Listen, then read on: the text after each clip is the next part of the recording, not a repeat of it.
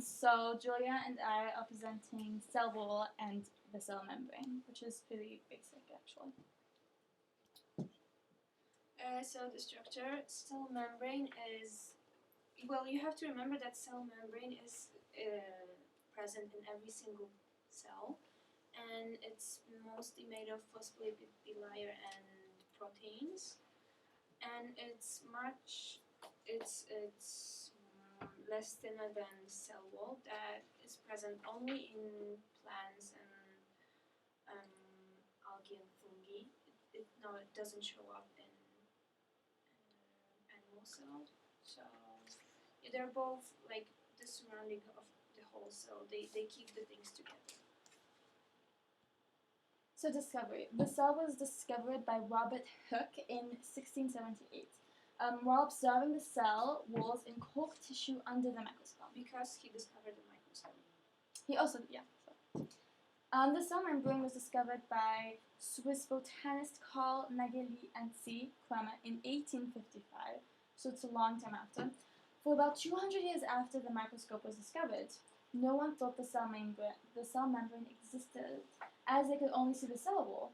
Eventually, though, it was discovered that there had to be some sort of extra covering for the cells. And that's a cell membrane, and you can see. And here is the picture of the cell in the first. It's like the first picture of microscope, like the first draw actually, because they didn't have cameras. Yeah. And here is just one hand, so you can see a little bit more in detail.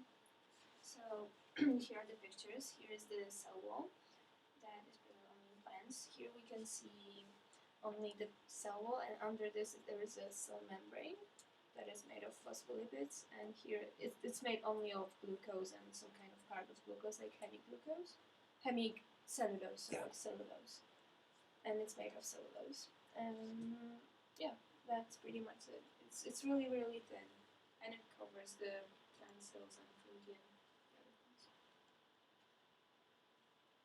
Here's some more pictures, and you have the structure of the cell, and this is outside the cell.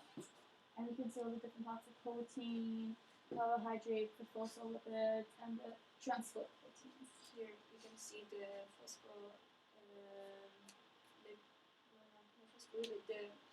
the parts of the cell that are most likely to water, they like water and they connect with it. And here are the parts that are homophobic, so it means that Hydrophobic. Hydrophobic, hydrophobic. So they don't like water. They don't like water. Yeah. What's this? This is protein. Okay. Keep going. Yeah, you can go to the next one. The significance. Okay, so as you know, the cell wall is the outer layer of the cell membrane. So you have the cell membrane and outside you have the cell wall. Like everything in a cell, it has a few jobs. First, and it's the most important job, it protects cells and gives it a shape. So it's the cell wall that gives the cell shape. Second, it allows water, oxygen, carbon dioxide, and other dissolvent materials to go in and out of the cell. So it basically chooses what stays, what goes, comes, everything like that. And the third is it makes sure the cell doesn't burst by absorbing too much water. So like if a balloon, if you put too much water in it, at some point it will explode.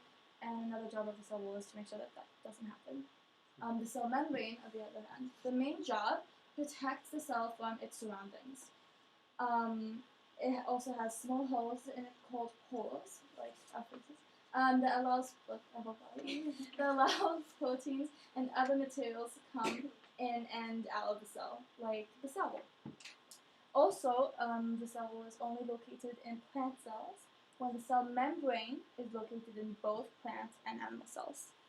So it's a bit different. Please don't have to go too long. Okay, you can come back and look at it later. Okay, ready? So, as we said, cell walls are present in plants, bacteria, and fungi. They don't show up in animals and protozoa. And the cell membrane is found in every single cell. Thank you for your attention. Thank you very much. Go, Julia! The cell membrane can be found in